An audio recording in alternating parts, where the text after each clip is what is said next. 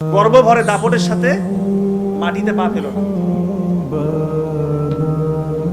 তো এখন অনেককে দেখা যায় যে সামান্য একটু ক্ষমতা পাইলে মানুষকে আর চিনে না, সিনা টাইট করে এমন ভাবে হাঁটে সামনে যে মানুষ আর সামনে নাই, সব মনে হয় গরু ছাগল পশু প্রাণী, এমন ভাবে চলে। তাদের অত্যাচারে এলাকাবাসী অতিষ্ঠ হয়ে যায়। আছে না এরকম? আমরা তো হাসপাতালে ডিউটি করি, এরকম বহুত পাতি নেতা দেখছি, সামান্য একটু ডায়রিয়া, বমি আর পেট ব্যথা হইলে কাতরাইতে থাকে এসে। তখন মনে হয় যে এর মতো অসহায় দুর্বল মানুষ মনে হয় পৃথিবীতে একটা নাই, অথচ তার দাপটে চলা যায় না। আসলে এটাই সত্য, আল্লাহ তাআলা আমাদেরকে, মানুষকে অত্যন্ত দুর্বল করে সৃষ্টি করেছেন, এটাই সত্য। এই জন্য গর্ব অহংকারের কিছু নেই। লাস্ট যে পয়েন্ট খুব গুরুত্বপূর্ণ আপনাদের সবার জন্য, অশালীন আচরণ করা যাবে না।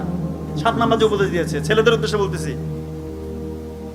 এখন কিছু ছেলেপেলের হাতে বাইক হাতে পাইলে মনে হয় শয়তান তার উপর সওয়ার হয়েছে, এমন ভাবে বাইক চালায়, মাথা নষ্ট, সামনে কে আছে দেখার টাইম নাই। এগুলাকে যদি রাস্তায় পান, আটকায় প্রশাসনকে ডাকেন, তার গার্ডিয়ানকে ডাকেন, যথেষ্ট অপমানিত করার চেষ্টা করেন, যেন একটু হলেও সে ঠিক হয়। আর ছেলে পেলে তো এখন রাতের বেলা কি গেম, মোবাইলে অশ্লীলতা, জুয়া খেলা, যত রকমের খারাপ কাজে লিপ্ত ছেলে পেলে। যদি এইভাবে মৌত চলে আসে আপনার,